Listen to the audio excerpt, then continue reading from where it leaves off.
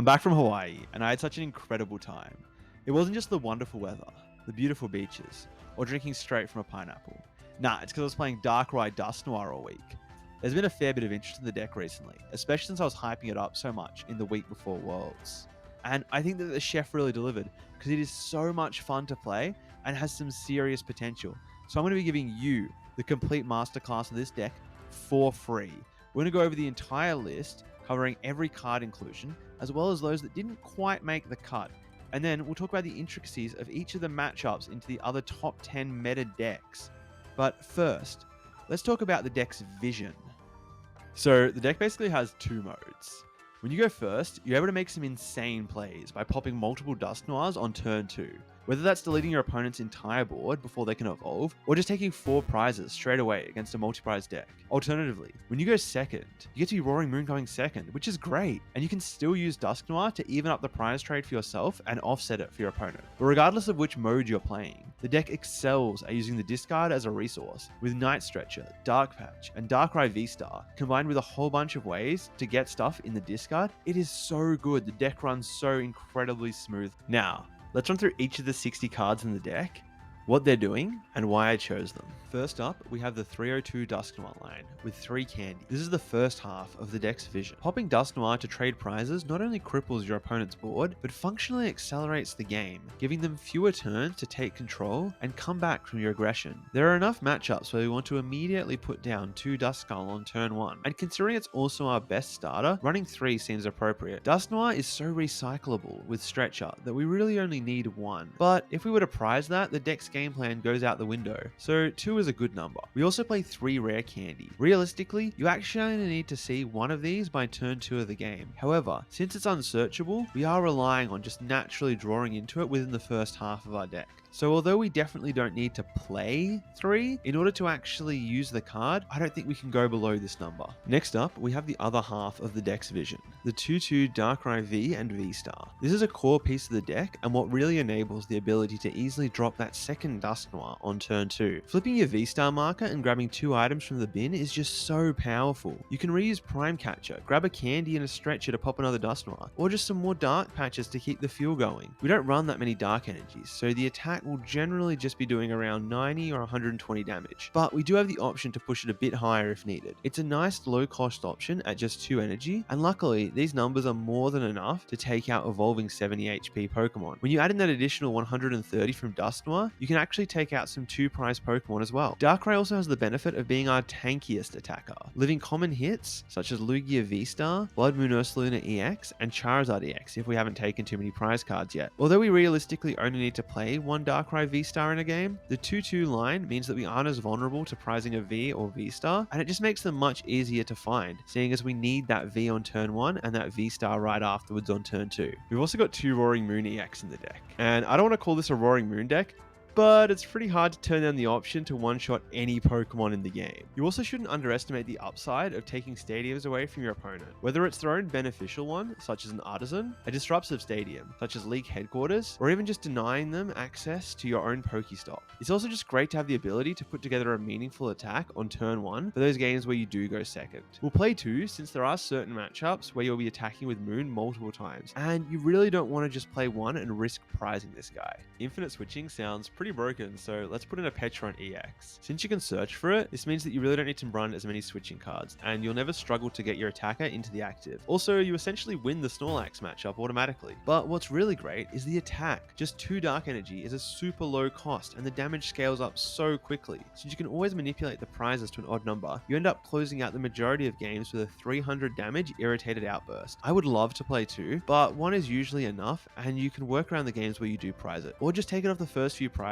before you need to end that game. The last of our dark type attacking options is Fezandipiti. Even though the attack isn't why we put it in the deck, it's good to remember that it does exist, and you can power it up with Dark Patch just like any other dark Pokemon. It definitely won me a couple games in interesting ways, such as sniping the bench for 230 when combined with a Dusknoir, or trapping something in the active for a few turns while I take out their benched Pokemon to make a comeback. But really, Fezandipiti is here because that ability is broken, and I'd never say no to drawing an extra 3 cards. Of course we play a Squawkabilly. We're trying to rip through our deck as quick as possible, and often don't care about the discard cost. I'm aggressively playing down this bird turn 1 of just about every game. I almost wish that I had 2 to avoid prizing issues, but you gotta make cuts to save space somewhere. Speaking of card draw, Radiant Greninja is great. It's another way to discard dark energies and enable Dark Patch. Plus, it's good to have a 1 prize option to open with, or if you ever need to shove a 1 prizer into the active. Even though we've got no way to actually attack with it, the ability is just too insane to not play. I'm drawing 2 cards every turn if I can. Similarly to Greninja, Iron Bundle is another 1 prize Pokemon that we can start with, or just shove into the active to prevent our opponent from taking 2 prizes. But really, this futuristic penguin is here to be a pseudo gusting card. It's a Pokemon, so it's easily searchable, and we can continuously recycle it with Night Stretcher. It is so great to be able to force our opponents to switch their active when they don't want to, letting you KO a higher priority Pokemon, or even just win the game. The amount of times my opponent has had a Radiant Charizard active with a full bench of 2 prizes is crazy. Just pop that Iron Bundle and win the game. The last Pokemon that we'll be including is Lumineon V.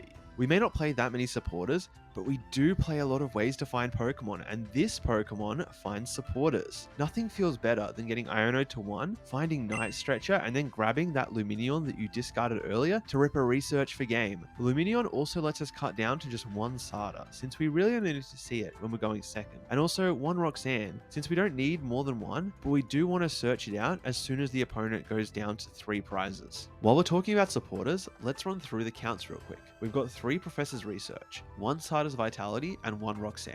Research is perfect for this deck, as discarding cards isn't a downside, and we just want to see as many cards as possible. I would love a 4th Research, but there just isn't the space, and each game is only going for a few turns anyway, so I think we can live with 3. The 1 Sada is great for further enabling turn 1 attack when going second, but we don't need it for anything else, and it's basically just a 5th Dark Patch. Roxanne is an interesting one. I could definitely see cutting this card, but I do like having at least some chance of a comeback when my opponent takes an early lead. Plus, it still lets you see a good chunk of cards in the late game.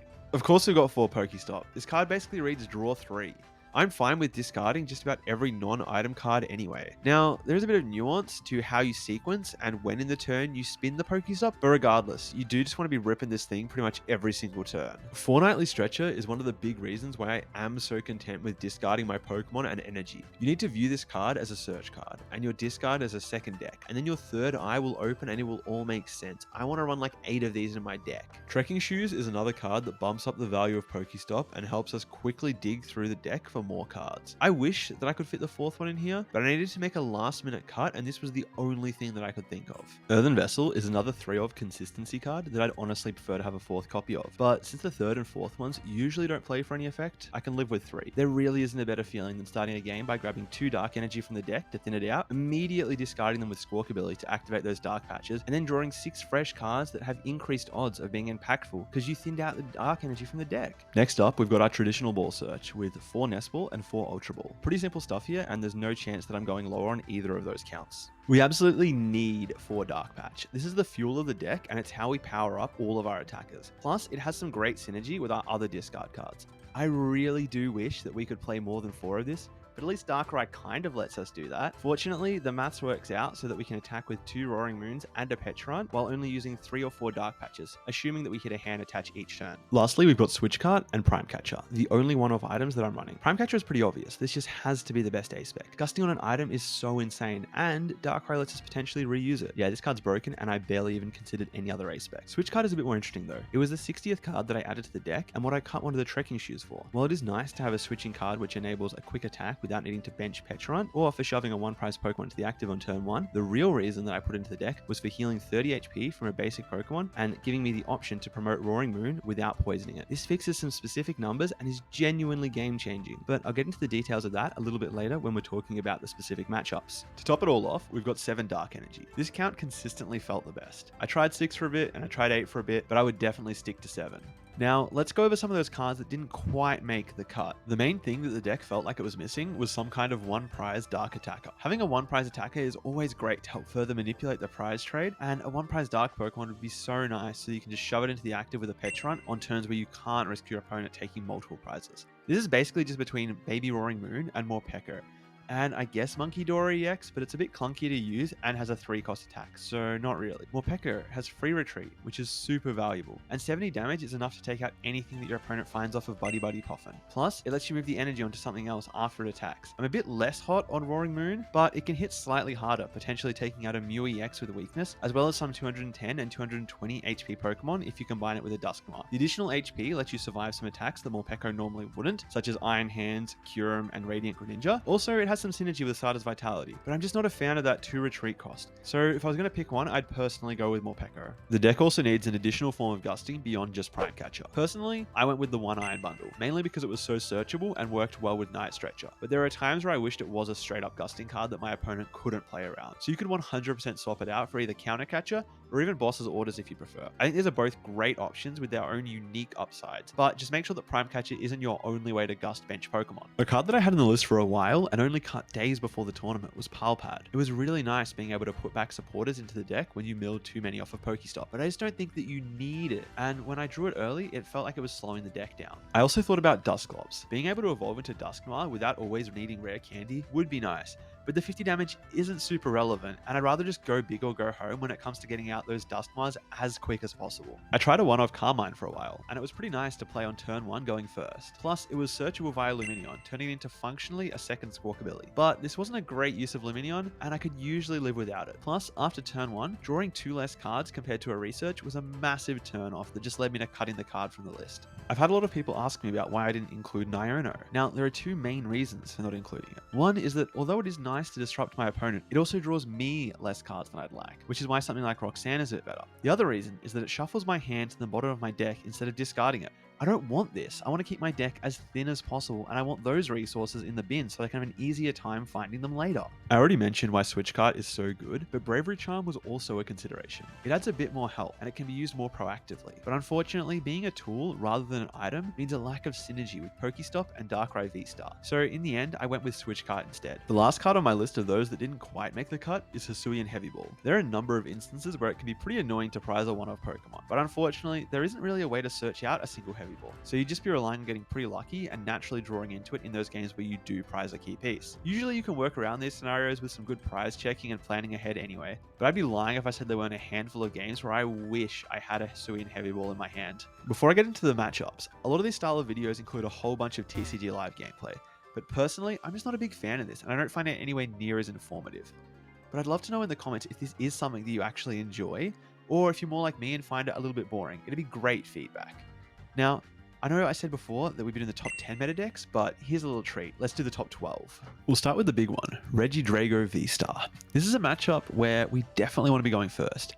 Ideally on turn 1, we set up a Darkrai V, 2 Duskull, and if possible, start attaching to a Roaring Moon. On turn 2, we should be aiming to take 4 prizes, using 2 Dusknoir and Roaring Moon, preventing our opponent from ever evolving into a Regidrago V-Star. At Worlds, I managed to do this every single game where I went first. One issue that can disrupt this game plan is when our opponent takes 2 prizes on their first turn, using something like an Iron Leaves or an Ogerpon. The best thing that we can do to respond to this is popping a single Dusknoir, playing Roxanne, and then knocking out their active, hoping that they don't have a response. In the games where we do go second, you want to be all in on that turn 1 attack. If you can immediately take 2 with a Roaring Moon and keep up the pressure, you'll win the prize race for sure. Something you should watch out for though, is accidentally giving your opponent a way to take 6 prize cards with only 2 Kyurem attacks. Generally, this will be on something like a Pecharunt, Squawkabilly, and your poisoned Roaring Moon. But if you use Switch Cart on the Roaring Moon, suddenly it's out of range and their whole game plan just goes out the window. It's also important to have a way around Radiant Charizard, whether that's some kind of gusting, or just using Dusknoir on their other one-prize Pokemon in the same turn. Either will work. Overall, this matchup is relatively even, but if they really know what they're doing, it can get a bit tricky. Next up, we've got Charizard. This is another matchup where you really want to be going first. Similar to Regidrago, the ideal start is a couple of Duskulls and a Darkrai V. But in this matchup, I prefer to do the first attack with a Darkrai V-Star, since it's more energy efficient and it can tank hits from Radiant Charizard and Charizard EX if you haven't taken 3 prizes yet. There are so many games where you can completely wipe their board and deny them from ever attacking, but you should be careful about going down to 2 or less prizes, since it means that they can easily start attacking with Radiant Charizard and a hand attach, which can potentially give them some lines to win the game. In the games where you do go second, if they have a reasonably strong setup, it can actually be worth not going for the attack turn 1, since it will usually only net you a single prize and will allow them to initiate the prize race by taking 2 in response. Instead, you can wait for them to either evolve, letting you take the first 2, or if they don't, just blow up their board as if you'd gone first. I think this matchup is pretty solid for us, but if they're playing anything that enables an early Radiant Charizard attack, such as Thornton or Magma Basin, it can cause some problems. Lugia V-Star is the 3rd most popular deck, and another matchup where you really appreciate going first. When you are going first, if you can get down a double Duskull and a Darkrai, it means that even if they bench 2 Lugia V, you're still threatening to potentially KO them both and stop that V-Star marker from ever getting flipped. If you pull off a play like this, the only thing that you need to worry about is having enough gas to finish off an Ursaluna, as once you've taken 4 prizes, they can start attacking with it for just 1 energy. When you go second, it can actually be quite difficult for them to get down 2 Lugia V on their first turn, so you can potentially still deny the V-Star by KOing it with a Roaring Moon. But if you aren't able to deal with their Lugia, Switch Cart becomes incredibly valuable. If you promote Roaring Moon, it won't be poison. This means that a Lugia V-Star attack won't be enough to take the return KO, since it only does 220 damage. Some things to note for this matchup are that if they get into the game, it can often be worth using Dusknoir to trade for their Cinccino's, which basically caps their maximum damage. Lugia V-Star and Ursaluna with a Mist Energy can actually be quite difficult to deal with, as they're pretty tanky and you can't use Frenzied Gouging. Your best option is usually just to gust around them and eventually take the KO with Pecharunt once they're down to just a single prize, because you'll be dealing 300 damage. One nice interaction is that both Frenzied Gouging and Cursed Blast won't activate Gift or Legacy Energy, so a line you can take is to punch into something that you can't quite one-hit KO, like a Lugia V-Star that has these energies and a Mist Energy, and then the following turn deal the remaining damage with a Dusknoir to make sure that you're taking the full 2 prizes as well as denying them card draw. They can also sometimes steal a game by taking 3 prizes on your Lumineon or Squawkabilly with Iron Hands, so definitely be careful of that. But I think the matchup is slightly favored for us, especially when you factor in Lugia being Lugia and just straight up not working. Gardevoir. Now, this one's a freebie. Ideally, you want to go first, but unless they're playing Rare Candy or something, you'll be fine going second as well. Just set up a Darkrai and as many Duskulls as you can, and then every time they evolve into Curlier, you're just going to pop that Dusknoir and take it out. If you set up even alright, they should never get to play the game. And if they do somehow manage to get out of Gardevoir EX, I don't know, maybe you fell asleep for a turn or something, you've got Roaring Moon to hit it for weakness. Just make sure that you've got a Pecharunt EX down so that you aren't susceptible to counter-catch your unfair stamp cheese. It's basically an auto win. Raging Bolt is the first matchup where I actually think you'd rather go second. When you do, it's all about getting that turn 1 attack and taking the first 2 prizes. If you are only able to knock out a single prize Pokemon, no stress. You should be able to even back up the prize trade with Dusknoir, using it on something like a Greninja or Sandy Shocks later in the game. When you go first, if possible, you want a 1 prizer in the active and on the bench to play around Iron Bundle. But if they're still able to take the first 2 prizes using Prime Catcher or flipping heads on a Pokemon catcher, the game isn't over. You can pop a Dusknoir and go for a turn 2 Roxanne, which can be devastating if they don't draw out of it. Either way, when you're playing this matchup, you just want to be going for a nice 2-2-2 prize map with a couple of Roaring Moons and a Pecharunt to end the game. You won't be needing more than 1 Dusknoir for this. The matchup is pretty decent for us, but to be honest, it usually just comes down to whoever takes the first 2 prizes. I actually put a good bit of time into the Quad Thorns matchup before Worlds and was completely farming it. You want to pick second and take away their ability to turn 1 Turbo Energize, because that's exactly what they want to be doing. I genuinely think that the best attacker you can start with is Darkrai V. Not Darkrai V-Star, Darkrai V. And that's because the second attack does 130 damage, which is the perfect number to be hitting in this matchup. And by putting them to sleep, you're making them either flip heads or have to play a penny to be able to do anything. Your ideal game plan is to start with attacking with Darkrai V, and you can use a combination of Switch Cart and evolving it into a V-Star to make 2-shotting it difficult if possible. Then, you'll want to set up a Roaring Moon, which can either 2-shot a Thorns or just straight up gouge it to accelerate the game. To finish things off, once they've taken 4 or 5 prizes, you can start going in with Pecharunt, which for just 2 energy, 1-shots their guys and can't be 1-shot in return. This makes it really easy to close out games even if you have a slow start. You should try and weave in a single Dusknoir at some point to either chip in 130 damage or sit in the active and tank a couple hits to buy you some time. Overall, it's a great matchup for us. Just don't let them flip too many heads, and if they do play Legacy Energy, you can either use Frenzied Gouging or Dusknoir to make sure that you don't have to go through a 4th Iron Thorns. It is nearly impossible to lose the Blocklax matchup. You should pick second, but it really doesn't matter. Just set up a board with something like a Darkrai, Moon, Pecharunt, and a couple of Dusknoir, and you'll just win from there. Keep on taking prizes with the Moon, use Pecharunt to get around block, you'll be completely fine. If you have 2 Dusknoir up, not even a Mimikyu with a Mist Energy and a Hero's Cape can save them. It's so free. Rhydon is pretty similar to Raging Bolt. You should just be trying to go second and aiming for that 2-2-2 prize map. If you can use Dusknoir to knock out their Zapdos, they might not even be able to respond to a Roaring Moon, since they struggle to hit 230 without it. Just be careful of them stealing the game with a 3 prize turn from Iron Hands. Ancient Box can get a little tricky if they have a really strong start, but you can often accelerate the game and take enough prizes before they start one-shotting your guys. Just try to pick first and take prizes with your tankiest Pokemon where possible. You should also try to use Dusknoir to get rid of their Greninja and any other support Pokemon, as this can really slow them down. It's just a shame that Baby Roaring Moon has 140 HP, otherwise this matchup would be completely unlosable. I'm surprised that anyone actually played Lost Box now that Kyurem exists. It can actually be quite a difficult matchup for us, given how flexible their deck is, but I recommend picking first and attacking with Darkrai VSTAR where possible, since it's quite difficult for them to KO. As long as you slow them down by using Dusknoir to pick off their key Pokemon, you should be fine. And don't forget that Switch Cart can really mess with any Sableye or Greninja mass that they try to set up. The Roaring Moon Mirror. Fortunately, we're playing the better deck. It's another classic trade 2-for-2 matchup where you just want to pick second and get that first attack. One key advantage that we have though is that if you can ever force them to use Frenzied Gouging, popping a Dusknoir in response will let us take a 2-for-1 trade, which can really swing the matchup in our favor. Lastly, we've got Qianpao. This matchup is insanely favorable for us when going first. You just keep using Dusknoir to lock them out of ever evolving into Baxcalibur. It's a bit harder when you need to go second, and I wouldn't recommend putting down more than 1 Duskull at a time, as it'll open you up to Radiant Greninja's attack. But it can still be worth chasing after their Baxcaliburs. Just watch out for Iron Hands taking 3 prizes and you should be fine. And that's it for my masterclass in Darkrai Dusknoir. I would genuinely love to see people playing this deck at their locals, league cups, or even regionals. And if you do, please let me know. If you've got any other questions about the deck, just drop them in the comments and I'll do my best to answer them. Anyway, I hope that you enjoyed the video. Don't forget to subscribe and I'll catch you in the next one.